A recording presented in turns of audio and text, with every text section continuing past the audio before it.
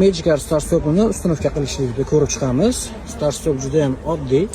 Sababi bunga hech qanaqa relay qo'yilmaydi. Bizga bitta zamoyda kerak bo'ladigan son bitta mafon pitaniyasi bilan zajgana pitaniyamiz kerak bo'ladi. Plus stator simlarga hech narsa ulamaymiz, ko'rishingiz mumkin.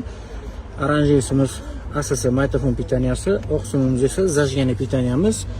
Bu yoqda ko'rishingiz mumkin. Stator simi ulanmaydi katta shtakerda. Pramo plyusini bu yoqqa qo'yaysizlar. Zamok qo'yasizlar ham bo'ladi. 0.3 tinchgina bu yoqda o'rnaganinglar ma'qul. Kichkina shtakerimizga kerak bo'ladigan simlar ko'rishingiz mumkin. Bu simimiz Powerot simi, jigarrang sim.